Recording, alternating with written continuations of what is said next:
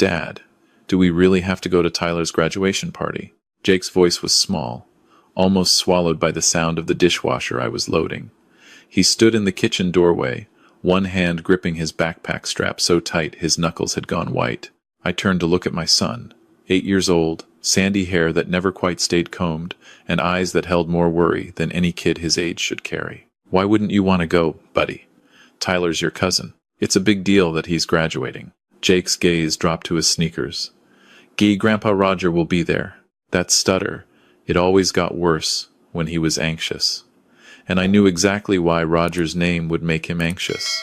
I dried my hands on the dish towel and crouched down to Jake's level. What happened at the Easter dinner? Nothing. That was a lie. I documented what happened at Easter. I documented what happened at Christmas, at Thanksgiving, at Sarah's birthday in September. I had recordings, texts, witness statements, 23 separate incidents over the past 14 months. I'm a speech-language pathologist.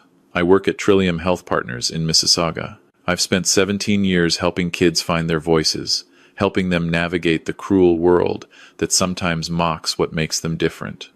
My son has a stutter. It's developmental, completely normal for his age, and according to every assessment I've done and every colleague I've consulted, he'll likely grow out of it by age 10 or 11. But my father-in-law, Roger Brennan, seemed to think it was a character flaw that needed to be corrected through humiliation. Jake, I need you to be honest with me. Did Grandpa Roger say something about your speech again? Jake's eyes filled with tears. He said I sound like a broken record. He told Uncle Dave that I should just not talk at parties if I can't spit it out properly. I felt that familiar fire in my chest, the same one I'd felt when Roger had interrupted Jake reading his book report at the family Zoom call. The same one from when he'd imitated Jake's stutter at the cottage last summer while 8 relatives laughed. The same one from every single time this 68-year-old dentist had decided that mocking a child was acceptable entertainment. Okay, buddy, here's what we're gonna do. We're still gonna go to the party. Jake's face fell. But, I continued, I want you to know that if anything happens, anything at all that makes you uncomfortable, you tell me immediately. Can you do that? He nodded, but I could see the doubt in his eyes. He'd told me before. And what had I done? I'd talked to Sarah. I'd tried the diplomatic approach. I'd believed my wife when she said her father didn't mean it, that he was just from a different generation, that his sense of humor was rough around the edges, but his heart was in the right place. I'd believed her because I loved her, because we'd been married for 11 years, because she was the mother of my child. But I'd been documenting every incident, every witness, every text message where Sarah defended her father. Every time I'd tried to set a boundary and been told I was being too sensitive, because I knew this day was coming, the day when diplomatic solutions would no longer be enough. The graduation party was being held in the backyard of Roger and Patricia's house in Port Credit. They lived in one of those old estates near the lake, the kind with a circular driveway and professionally maintained gardens. Roger had made his money as a cosmetic dentist, catering to the wealthy residents of Oakville and Mississauga. He was used to people deferring to him, used to his jokes landing, used to being the center of attention. Sarah had been excited about this party for weeks. Her nephew Tyler was the first grandchild to graduate high school, and Roger had spared no expense. There was a catering tent, a DJ, a photographer. Sarah had mentioned that 60 people were invited. 60 witnesses, I'd thought. We arrived at 2:30 on a Saturday afternoon in late June. The weather was perfect, sunny and 23 degrees, the kind of day that made southern Ontario feel like paradise. Jake stayed close to my side as we walked through the side gate into the backyard. The party was already in full swing. Tyler's friends were by the pool. The adults had claimed the patio furniture and the area near the bar. Roger stood near the DJ booth, holding court with a group of relatives I recognized from past gatherings. Richard, Sarah, you made it. Patricia, my mother-in-law, appeared with champagne glasses. She was the opposite of her husband in many ways, soft-spoken and kind, but she'd never once contradicted Roger in the 30 years I'd known this family. Wouldn't miss it, I said, accepting the glass.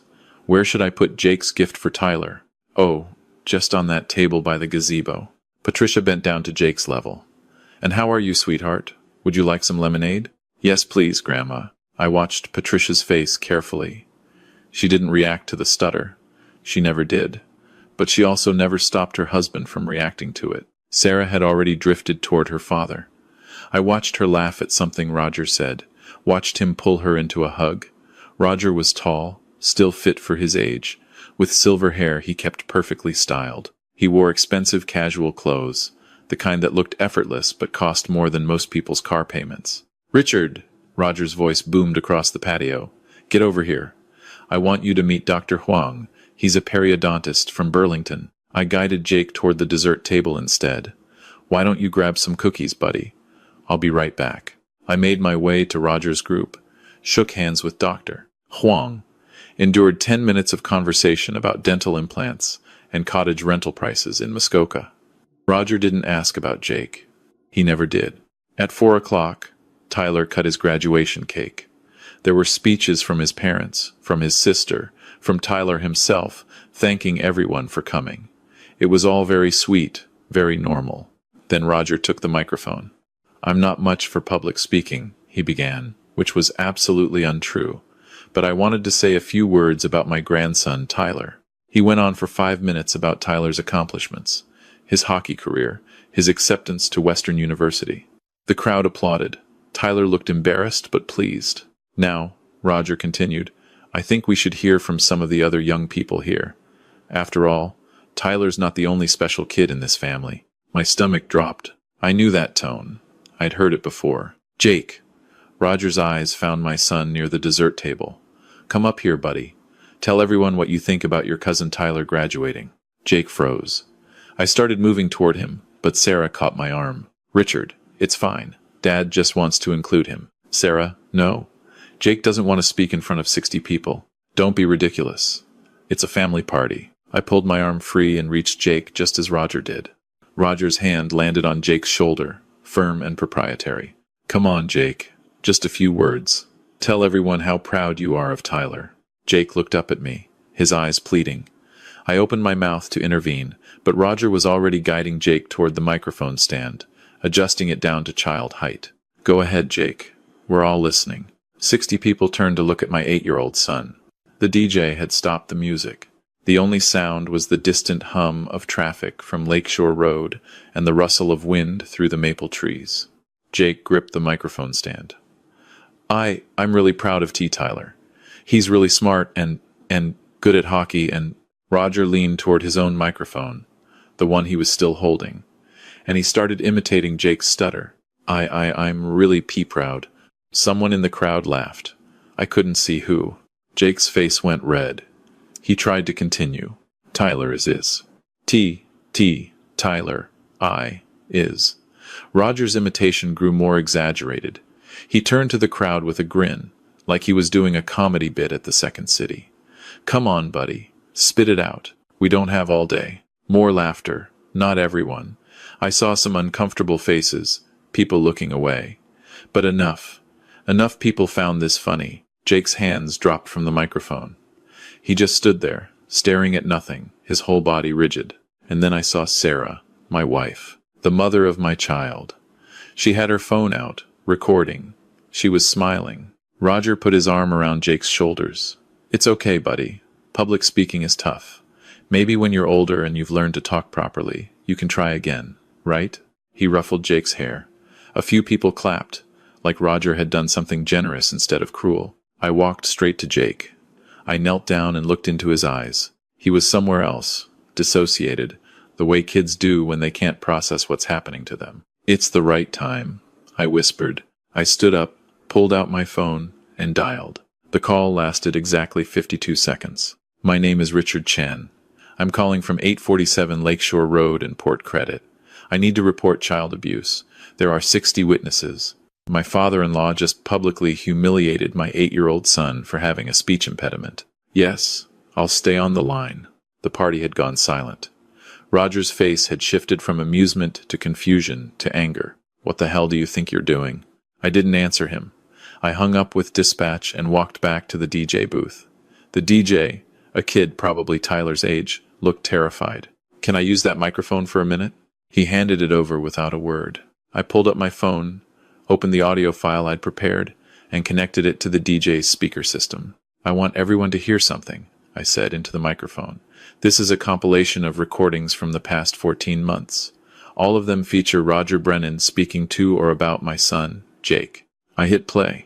Roger's voice filled the backyard. The Easter recording. Maybe if Jake stopped sounding like a broken record, people would actually want to talk to him. The Christmas recording. Jesus, Sarah, can't you get that kid some speech therapy? It's embarrassing. The cottage recording.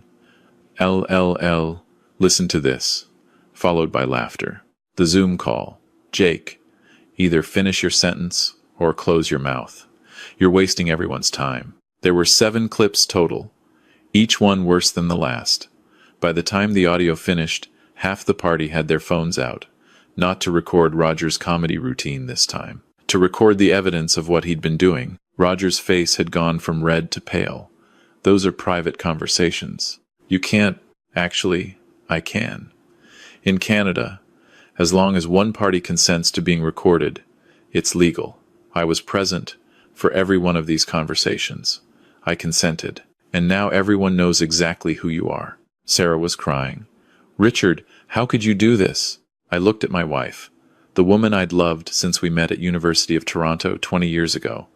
The woman who'd chosen her father's feelings over our son's well-being every single time. How could I? How could you, Sarah? You filmed him. You stood there and filmed our son being humiliated, and you thought it was funny. It was just a joke. Dad doesn't mean, check your phone. She looked confused. Then her phone buzzed. Email notification. That's a message from Karen Mitchell. She's a family lawyer. I've retained her services. You'll be served with divorce papers on Monday. I'm filing for full custody of Jake on the grounds that you've enabled emotional abuse. Karen has copies of all these recordings, plus documented incidents, plus witness statements from 3 of your relatives who've privately told me they were uncomfortable with Roger's behavior but didn't know how to intervene. I turned back to Roger. And you're not just a cruel old man. You're a mandated reporter. You're a healthcare professional. The Royal College of Dental Surgeons of Ontario takes complaints about professional conduct very seriously, especially when it involves child welfare. I've already filed a complaint with them. I've also contacted the York Regional District School Board. Since you volunteer at their career day events, they should know what you think is appropriate behavior around children. Roger started toward me. He was bigger than me, still strong. But 3 men stepped between us. One of them was Dr. Huang. Roger, I think you should go inside. Patricia was sobbing. Tyler looked like he wanted to disappear. The party was over. I took Jake's hand. We're leaving now. Sarah tried to follow us. Richard, please. We can talk about this. You're overreacting. I tried talking. For 14 months. Every time you told me I was being too sensitive. Every time you chose your father. You can sleep here tonight. I've changed the locks on our house. Your belongings will be packed and ready for pickup on Tuesday. You can't do that. That's my house too. Actually, it's not. The house is in my name. I bought it before we got married. You'll get your share of the equity in the divorce settlement, but you're not stepping foot in that house until this is resolved. I walked away. Jake was silent the entire drive home. Not just quiet. Completely silent, shut down, somewhere I couldn't reach him. When we got home, I made him his favorite dinner. Kraft dinner and chicken fingers from Swiss Chalet. He pushed it around his plate. Jake, can you look at me? He looked up. His eyes were empty. What Grandpa Roger did today was wrong. What he's been doing for over a year was wrong. The way he talked about your stutter was cruel and unacceptable. Do you understand that? A small nod. You are not broken. You are not stupid. You are not embarrassing. You have a stutter, which is a completely normal part of speech development. Lots of kids stutter. Famous people stutter. Joe Biden stuttered as a kid. Emily Blunt, the actress, she stuttered. Samuel L. Jackson still manages his stutter. It doesn't make you less than anyone else. Tears started rolling down Jake's face. Grandpa's right, though. I am stupid. I can't even talk right. I pulled him into my lap. This 8-year-old boy who was getting too big for lap sitting but who needed it right now anyway. You are brilliant. You read at a 5th grade level. You're incredible at math. You ask the most thoughtful questions I've ever heard from a kid your age. Your brain works faster than your mouth can keep up, and that's why you stutter. It's not a flaw. It's just how your brain and mouth are learning to work together, and it will get better. When? I don't know exactly, but I promise you, We're going to work on it together. And I promise you that no one, not Grandpa Roger, not anyone, will ever treat you like that again." He cried for 20 minutes. When he finally calmed down, he asked, "Is Mom coming home?" "Not tonight, buddy." "Because of me?" "No. Because of choices she made. Grown-up choices. None of this is your fault." The next 72 hours were chaos.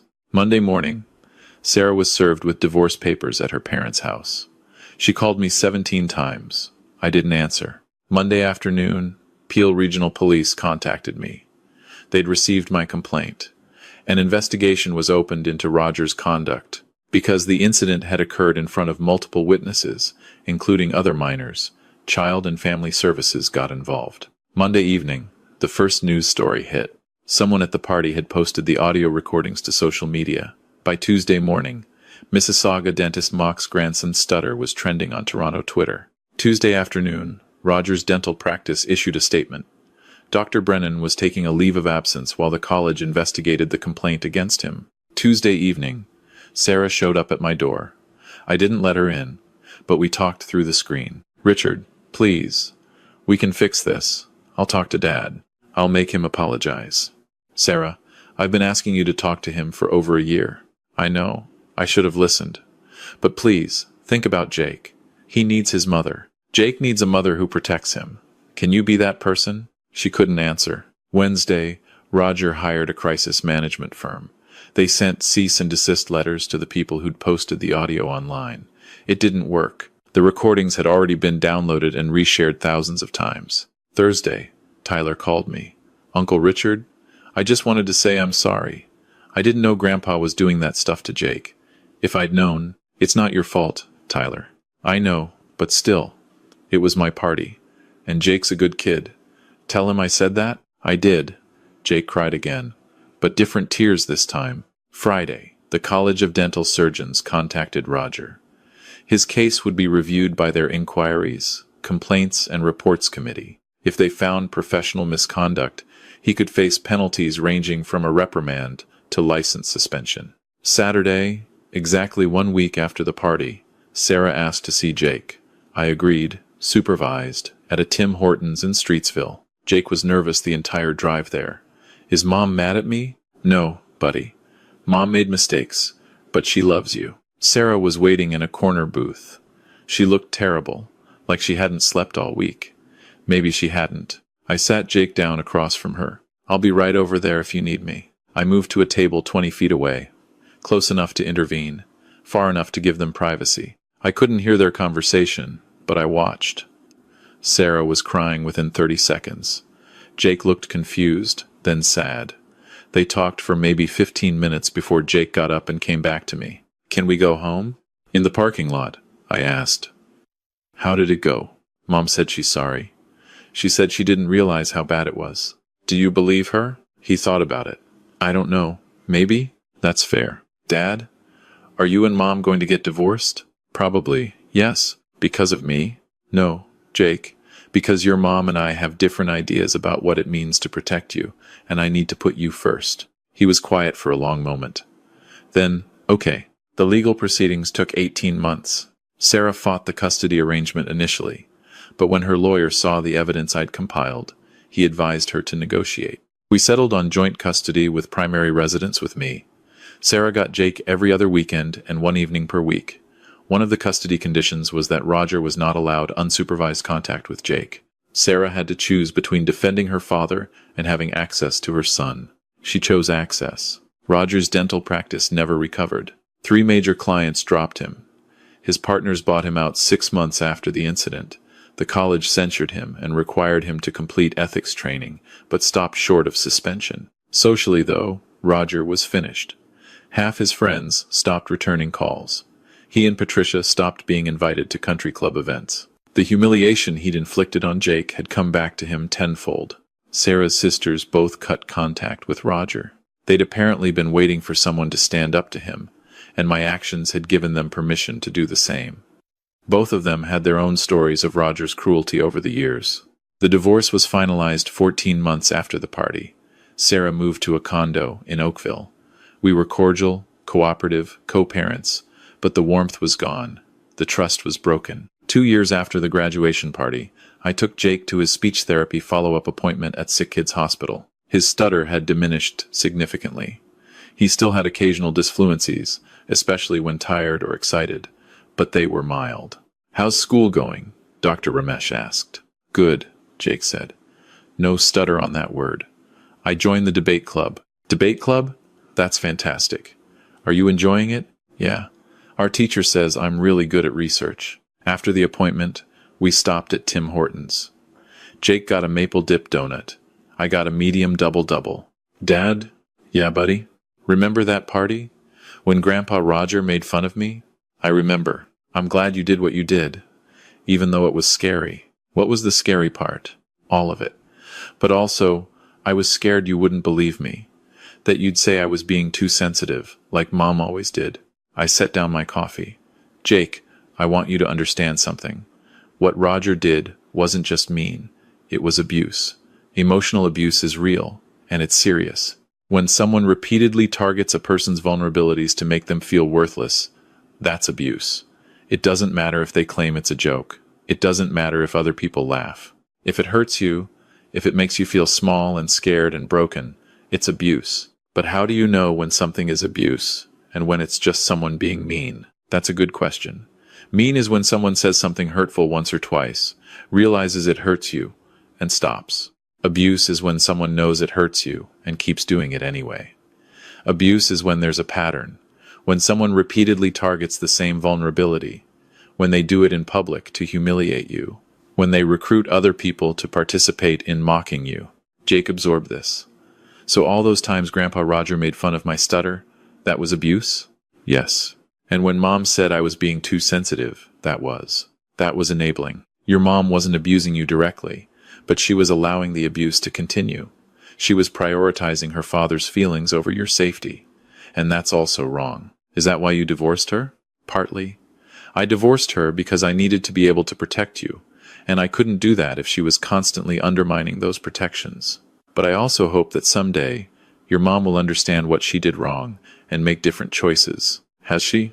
I thought about Sarah's recent texts, how she'd started setting boundaries with Roger, how she'd skipped his birthday party last month when he made a comment about Jake's table manners. I think she's trying. She's not there yet, but she's trying. Jake finished his donut. "Dad, if I have kids someday, and someone treats them badly, I'm going to do what you did." "Good. That's exactly what you should do." Standing up to abuse, especially when it comes from family, is one of the hardest things a person can do. But it's also one of the most important. We drove home through Mississauga traffic, past the park where Jake used to play when he was little, past his elementary school, past all the familiar landmarks of our life. "Dad? Yeah? Do you think I'll ever stop stuttering completely?" "I don't know. Maybe, maybe not. But here's what I do know. Even if you stutter your whole life, it doesn't define you. It's just one part of who you are. You're smart, you're kind, you're brave. You speak up in debate club even though it's scary. You read books that kids twice your age read. You ask questions that make adults stop and think. That's who you are." "Thanks, Dad." That night, after Jake was in bed, I sat on my back deck with a beer and thought about the past 2 years, about the cost of standing up to Roger, the divorce, the legal fees, the fractured family relationships, the way Tyler's graduation party would forever be remembered as the day everything exploded. But then I thought about Jake, about how he'd joined debate club, about how he'd stopped flinching when someone asked him a question in public, about how his teacher had called last week to say Jake had volunteered to give a presentation on Canadian wildlife, something he never would have done before. The cost had been high, but the alternative would have been higher. If I'd stayed silent, Jake would have learned that his pain didn't matter, that family reputation was more important than his well-being, that abuse was acceptable if it came from someone in a position of power. Instead, he'd learned that his father would go to war for him, that documentation and evidence matter, that there are people and systems in place to protect children, that speaking up, even when it's terrifying, is sometimes the only option. 3 weeks later, Roger showed up at my door. I almost didn't recognize him. He'd aged 10 years and 2.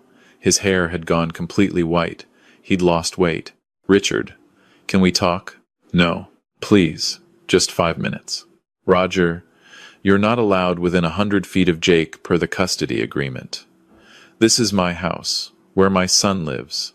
You need to leave. I'm not here to see Jake. I'm here to apologize to you. I don't want your apology. Then don't accept it. But I need to say it anyway. He looked down at his hands, hands that had written unwanted on my son's emotional psyche through years of cruelty. I didn't understand. I thought I was just, I don't know, being funny, toughening him up. I didn't realize. You didn't want to realize. You knew exactly what you were doing. You knew it hurt him. You knew because I told you. Sarah told you. Your own wife told you. You just didn't care. You're right. The admission surprised me. You're right, Roger repeated. I didn't care. I thought my comfort, my humor, my entertainment was more important than an 8-year-old's feelings. And I was wrong. I destroyed my family. I destroyed my practice. I destroyed my reputation. And I deserved all of it. Yes, you did. Patricia left me. Did you know that? I didn't. Last month. 35 years of marriage. She said she couldn't look at me anymore without seeing that video of me mocking Jake. She said I'd become someone she didn't recognize. I felt nothing. No satisfaction. No sympathy. Nothing. I'm in therapy now. Twice a week. The therapist says I have narcissistic tendencies and a need for control that stems from my own childhood trauma. She says I replicated the patterns my father used on me. That's not an excuse. I know. I'm not offering it as one. I'm just trying to explain. I'm trying to understand myself so I can be better. Better for who, Roger? Jake will never trust you. Sarah barely speaks to you. Your other grandchildren are afraid of you. I know. But maybe someday, maybe in 10 years, 20 years, if I do the work, if I really change, maybe Jake will give you another chance? Yes. I looked at this broken old man on my porch. Part of me wanted to slam the door in his face. But another part, the part that worked with children and families every day, the part that understood how trauma perpetuates across generations, that part knew that hatred would only continue the cycle. Roger, I can't give you access to Jake. That's not my decision alone. That's Jake's decision, when he's old enough to make it. What I can tell you is this. If you want any hope of a relationship with your grandson someday, you need to do the work, real work. Not just therapy appointments you go through the motions of. Not just apologies you offer because you want something. You need to actually change who you are as a person. How do I do that? That's for you and your therapist to figure out. But start by asking yourself this question. When Jake was stuttering into that microphone, in front of 60 people, what did you feel? Roger's eyes filled with tears. Power. I felt powerful, like I was the one in control. And what did Jake feel? Worthless, humiliated, small. And you chose your feelings over his. Yes, that's what needs to change. Every single day, in every single interaction, you need to choose other people's well-being over your own ego. Until that becomes automatic. Until you can't imagine making any other choice. Roger nodded. He turned to leave, then paused. Richard, thank you. For what? For loving Jake enough to do what I couldn't. For being the father I should have been. For showing me what real strength looks like. He walked back to his car, a luxury sedan that looked too big for him now, like he'd shrunk inside his own life. I didn't forgive him. Forgiveness wasn't mine to give. That belonged to Jake, and maybe someday Jake would grant it. Maybe not. But I understood something in that moment. Abuse isn't always born from pure malice. Sometimes it comes from broken people perpetuating the brokenness that was inflicted on them. That doesn't excuse it. It doesn't minimize the harm, but it does explain it. And understanding the explanation helps prevent the next generation from repeating the pattern. That night, I talked to Jake about Roger's visit. He came here? Jake's eyes went wide. He stayed outside. He just wanted to apologize. Did you accept? No. Apologies only mean something if they come with changed behavior. We'll see if Grandpa Roger can actually change. Do you think he can? I don't know, buddy. But I hope so. Not for his sake. For yours. Because someday you'll have to decide whether to have a relationship with him. And that decision will be easier if he's done the work to be a better person. I don't want to see him. Then you don't have to. Not now, not ever, if you don't want to. That's your choice. Really? Really. You get to decide who's in your life. You get to set boundaries. You get to say no to people, even family, if they hurt you. Jake thought about this. That's a good rule. It's the best rule. Now, standing in my kitchen, loading the dishwasher after dinner, I watch Jake doing his homework at the table. He's 10 now. His stutter is barely noticeable most days. He's still in debate club. He's also joined the school newspaper and is thinking about running for student council next year. Last week, Sarah called.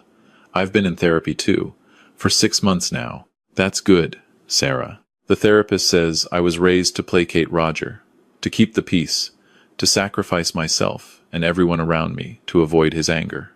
She says it's a form of trauma response. I believe that. I'm sorry, Richard, for not protecting Jake, for choosing my father's comfort over our son's safety, for making you the bad guy when you were just being a good parent. I appreciate the apology. Do you think Jake will ever forgive me? He already has. Kids are generous that way. But rebuilding trust will take time, and it requires consistent change, not just words. I know. I'm working on it. And she was. She'd set real boundaries with Roger. She'd started calling out his behavior in family settings. She'd even testified on my behalf during the custody hearings, admitting her own failures. It wasn't enough to fix our marriage. Some things, once broken, can't be fully repaired, but it was enough to build a different kind of relationship, one based on mutual respect for Jake's well-being. If I could tell one thing to any parent reading this, it would be this. Protecting your child from abuse, even when that abuse comes from family, even when it costs you everything, is always the right choice. Document everything. Trust your instincts. Don't let anyone tell you you're overreacting when your child is being harmed. And understand that sometimes love means war. Sometimes the most loving thing you can do is to stand up and say, "Not my child. Not anymore. This ends now." The fallout will be brutal. The consequences will be real. You'll lose relationships, money, maybe your marriage, but you'll gain something infinitely more valuable. Your child's trust, their safety, their understanding that they matter, that their pain is real, that someone will fight for them. Jake comes over to where I'm standing. "Dad, can I ask you something?" Always. If you had to do it all over again, would you? I don't even hesitate. Every single time, buddy. Every single time, he hugs me. This 10-year-old boy who's learning to find his voice, who's learning that stutters don't define worth, who's learning that he deserves to be protected and valued and heard. I love you, Dad. I love you too, Jake. And that, in the end, is all that matters. The graduation party was 2 years ago, but its lessons will last a lifetime. Not just for Jake, but for everyone who witnessed what happened that day. Sometimes the most important thing you can do is stand up in front of 60 people and say, "This is not okay. This stops now." Even when your voice shakes. Even when your marriage ends. Even when your whole world falls apart. Because some things are worth fighting for. And your child's dignity is at the top of that list.